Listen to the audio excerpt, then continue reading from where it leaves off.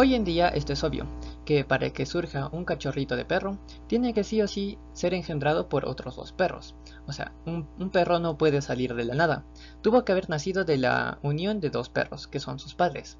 Y los padres tuvieron que haber nacido de la unión de otros dos perros, que serán sus padres, y sus padres de otros padres, y así sucesivamente. Pero ningún ser vivo puede salir de la nada. Igual pasa con otros organismos vivos. Quizá en tu jardín ha crecido una planta que tú no has plantado allí, pero quizá llegó una semilla por el aire y empezó a crecer esa planta en tu jardín. O igual con los microorganismos. Digamos, tú has metido tu comida en un tupper a la refrigeradora y de repente lo has dejado varias semanas y empezaron a crecer hongos, bacterias. Estas bacterias no surgieron de la comida. Estas bacterias surgieron o entraron en el tupper antes de que tú lo cerraras, y como lo has dejado bastante tiempo, has dejado suficiente tiempo para que esas bacterias crezcan y proliferen. Así que ningún organismo vivo puede salir de la nada. Sí o sí tienen que haber nacido de o haber surgido de otros organismos anteriores, que son sus padres o sus progenitores. Pero antes esto no era tan obvio. Por ejemplo, se decía que de la carne podían surgir moscas. O sea, no se decía que las moscas pudieran venir atraídos por el olor de la carne y de ahí ponían sus huevos y de allí surgían las moscas, sino se decía que de la carne misma surgían las moscas. Igual pasaba con la ropa vieja. Decían que si tú dejabas ropa vieja sudorosa en un ambiente húmedo, las ratas iban a surgir de esa ropa. Y no que las ratas iban a venir atraídas por el olor y porque las condiciones eran propicias para hacer su madriguera y así, sino que de esa ropa vieja iban a salir las ratas. Esta forma de explicar de que la vida puede nacer a partir de materia inerte se le conoce como abiogénesis y está fundamentada, o sea, ha nacido desde hace bastante tiempo en la antigua Grecia. En sus bases se dice que la abiogénesis la abiogénesis argumenta que la vida puede nacer a través de la combinación de materia inerte y una fuerza vital. Esta fuerza vital también es conocida como entelequía. Por ejemplo, en el caso de la ropa, se decía que el sudor y la humedad son parte de esa fuerza vital. Y en el caso de la carne, se decía que el aire portaba esa fuerza vital y que para que las moscas puedan surgir a partir de la carne era necesario que esa carne esté al aire libre. Todas estas cosas las sabemos gracias a que están documentadas en una especie de manuales y guías, y estas manuales y guías pues han perdurado a través del tiempo y ahora sabemos que estas eran recetas, ¿no? Además, estas recetas o estas explicaciones de que la vida puede surgir a partir de lo inerte eran bastante lógicas. Si tú seguías estas recetas al pie de la letra, o sea, funcionaban. Y si funcionaban era quizá porque la explicación era correcta. Y aunque la explicación no era correcta, funcionaban. Entonces tenías que refutar la explicación y no tanto el procedimiento. Y allí es cuando entran experimentos importantes. El experimento más importante que acabó con la abiogénesis de una vez y para siempre fue el experimento de Louis Pasteur. El experimento de Louis Pasteur, también conocido como el experimento de las botellas de cuello de cisne o algo relacionado con botellas de cuello de cisne, tiene bastantes nombres, ¿no? Se caracteriza porque Louis Pasteur eh, puso caldo de cultivo en unas botellas y luego les modificó el cuello para que tuvieran esta forma en ese que recuerda un poco a los cuellos de cisne. En este experimento demuestra que, por ejemplo, este caldo sí o sí va a ser habitado por bacterias, siempre y cuando se le deje entrar esa fuerza vital que viene en el aire. Entonces, estas botellas dejan el paso de la fuerza vital. Sin embargo, las bacterias quedan atrapadas en esta parte del cuello y no van a poder superar esta barrera. Entonces, como tras varias semanas, o tú lo podías poner días y días y días, y en este caldo no crecía ninguna bacteria. Eso demostraba que sí o sí la vida tiene que surgir de otra vida y que no es cosa de esa fuerza vital que tanto los defensores de la biogénesis tanto decían que era necesaria, ¿no? O sea, básicamente con esto se demuestra de una vez y por todas que la biogénesis es incorrecta. y que tal fuerza vital no existe. Pero justo después de esto, años después, empezaron a surgir preguntas más interesantes y más profundas. Por ejemplo, si nosotros ya sabemos que la vida sí o sí tiene que surgir de otra vida anterior, pero si nosotros seguimos hacia atrás en el tiempo, vemos que un organismo nació de otro organismo, nació de otro organismo y así sucesivamente. Pero queda la pregunta, ¿de dónde surgió ese primer organismo? ¿Cómo surgieron esos primeros organismos que dieron origen a los siguientes? ¿De dónde surge todo? Y allí es cuando surgen las verdaderas teorías sobre el origen de la vida. Una de las primeras que se ha postulado es la teoría de la panspermia, en la que se dice que la vida no surgió en la Tierra, sino que vino a través de un cometa o un meteorito, chocó con la Tierra y allí lo trajo la vida. El problema con esta teoría es que no resuelve el problema, sino simplemente lo traslada. Explica, por ejemplo, cómo llegó la vida a la Tierra. Llegó la vida a la Tierra, pero no explica cómo se originó la vida, porque, por ejemplo, de dónde rayos surgió este cometa, cómo la vida se formó y llegó a este cometa. O sea, esas preguntas siguen sin respuesta. Así que esta teoría es bastante incompleta y solo pasa el problema a otro lugar. Después apareció otra teoría mucho más interesante y más sólida, que es la teoría quimiosintética. La teoría quimiosintética formulada por Oparin postula que en la Tierra primitiva, una Tierra de hace millones de años, habían moléculas inertes que incluso hoy día podemos ver, ¿no? Pero en otras concentraciones. Moléculas bastante simples. Y con las condiciones atmosféricas y con todos los fenómenos que ocurrían en la Tierra primitiva, que es bastante salvaje. O sea, habían tormentas, habían volcanes, el agua hervía. Con todas esas condiciones, estas moléculas simples se podían formar en moléculas más complejas, o podían reaccionar y unirse en moléculas más complejas y organizarse de tal forma que se genere una especie de primer ser vivo, una primera célula que se conocería como protobionte, o sea, un predecesor de vida, y que con el tiempo este protobionte podría evolucionar a una forma de vida más compleja. Pero después de esto ocurren muchas más preguntas mucho más interesantes. Por ejemplo, sabemos que se pueden generar moléculas simples, estas moléculas y tal, ¿no?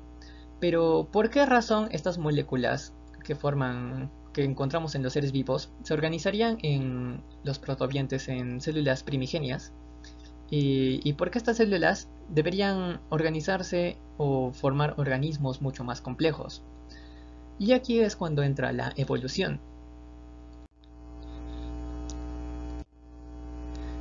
Para entender la evolución, hay dos teorías principales, la teoría lamarckiana, que fue bastante famosa en su tiempo, y luego la teoría de Darwin, la de la selección natural. Actualmente la teoría lamarckiana está súper descartada y la selección natural es la que es bastante explicativa y profunda y es la que ahorita actualmente se maneja. Es tan profunda que incluso se utiliza para entidades no vivas, no, o sea, por ejemplo, para explicar la evolución del origen de la vida, ¿no? O sea, la evolución desde sistemas químicos simples, moléculas simples, a quizá las primeras células, ¿no? La teoría de Lamarck, en pocas palabras, se puede explicar de la siguiente manera. Todo lo que tú haces en la vida se pasa a tu descendencia. Con el ejemplo de las jirafitas sería que las jirafas, para alcanzar los árboles donde se alimentan, necesitan extender su cuello, ¿no? Entonces, justamente porque extendían su cuello en vida, pasaban esa extensión, o sea, hacían que sus hijos tengan cuellos más grandes. Entonces, esta segunda jirafa tiene un cuello más largo, ¿no? Y como esta jirafa también extendía su cuello para alcanzar más partes más altas del árbol, se lo pasaba a su descendencia. Y así sucesivamente, gracias a que las jirafas extendían su cuello, las jirafas empezaron a nacer con cuellos cada vez más largos.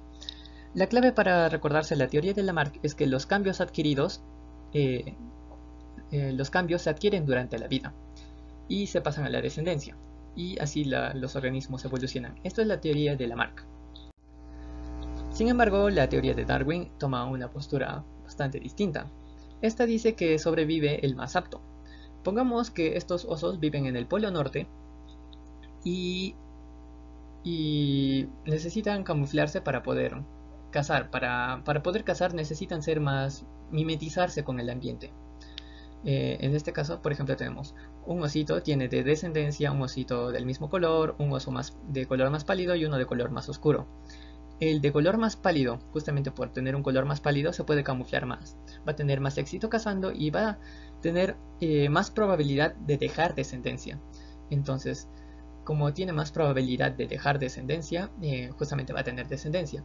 En cambio, es posible que los otros dos osos se hayan muerto de hambre y no hayan podido dejar descendencia, y lamentablemente quizá el único sobreviviente haya sido este oso con color más pálido.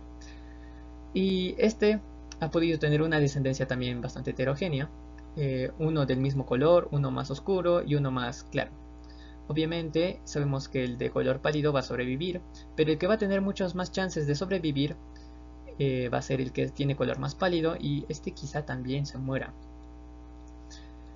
Luego así sucesivamente, generación tras generación, pequeños cambios se van acumulando y cada vez vamos a ver un oso más claro y más claro. Entonces esta es la forma en la que Darwin se imagina la evolución, que el ambiente en el que estás es el que maneja o el que dicta qué organismos son los más aptos. Por ejemplo, en este caso, los más aptos van a ser los que tienen un color más mimetizable con la nieve, porque estos osos están en el Polo Norte, ¿no? Y así es como también se dice que los osos polares han llegado a ser de color blanco, ¿no?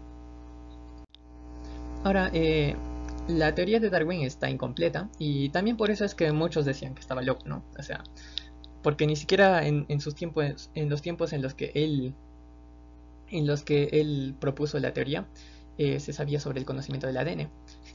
Bueno, pero años después de que ya se supiera del conocimiento del ADN, surgió la teoría sintética de la evolución, que es una extensión de la teoría de Darwin, o es una especie de extensión, en la que se explica que esta variabilidad que se da de generación en generación, que da la variabilidad, por ejemplo, en este caso de los colores del pelaje de los osos, se da gracias a mutaciones en el ADN. Y estas teorías todavía eran mucho más refinables. Por ejemplo, así tenemos la teoría del equilibrio puntuado. ¿Qué dice esta teoría? Esta teoría es una extensión de la teoría de Darwin, en la que se dice que, por ejemplo, Darwin decía que la evolución se daba gradualmente y lentamente, pero eso no tiene por qué ser así. Por ejemplo, ¿qué tal si los osos, este oso antes no estaba en el Polo Norte y de repente cae una nevada así? Y esa nevada va a perdurar durante los siguientes años, bastantes años. Entonces allí es repentino, y allí va a haber muchísimo más presión por la que los osos van a necesitar tener colores más pálidos. Pero digamos, si el ambiente gradualmente hubiera cambiado a tener más nieve y así exigir más que los osos tengan que tener un color más blanco, eh, allí la evolución hubiera sido mucho más gradual. Entonces, lo que dice la teoría del equilibrio puntuado es que la evolución puede ocurrir a diferentes ritmos, donde algunas veces va a ser bastante rápida y en otros va a ser bastante lenta o inexistente. Y la otra es la teoría neutralista de la evolución. ¿Qué dice esto? Que las características neutras también pueden conservarse. Por ejemplo, imaginemos que los osos empiezan ahora a tener, algunos empiezan a tener gorritos y otros sombreros. Ya, esto da igual, o sea, da igual a la naturaleza si es que el oso nace con sombreros o gorros. ¿Por qué? Porque eso no va a afectar ni positivamente ni negativamente. Entonces, ¿qué pasa? Este oso puede tener su descendencia, y así esa característica del gorrito va a poder perdurar y perdurar. ¿Por qué? Porque no es ni una ventaja ni es ni una desventaja. Igual con el sombrero. Quizá este oso también va a tener su propia descendencia, quizá algún día pueda volverse en una nueva especie de oso, ¿no? Pero va a perdurar, aún así tenga el sombrero. Y no es porque el sombrero sea una ventaja o desventaja, sino porque el sombrero no da ninguna ventaja ni una desventaja. Es una característica neutra y se va a conservar. Así que lo que dice la teoría neutralista de la evolución es que no todo es selección natural, sino que las características neutras también pueden conservarse a lo largo de la evolución. Y finalmente, los niveles de organización, que va desde átomo, molécula, organelas, célula, tejidos, órganos, aparatos, sistemas, organismos, poblaciones. Todas estas cosas son las formas en las que podemos ver a diferentes niveles los organismos vivos, y las claves están en dividirlo en tres partes: en niveles ecológicos, que son más grandes que el organismo, o sea, población, comunidad, ecosistema; los niveles biológicos, que son desde la célula al organismo, o sea, desde lo que se considera la unidad mínima de vida hasta lo que deja de ser, o sea, hasta lo que es individualmente como organismo vivo; y los niveles químicos son inferiores a la célula, o sea, átomos, moléculas. Y eso sería todo.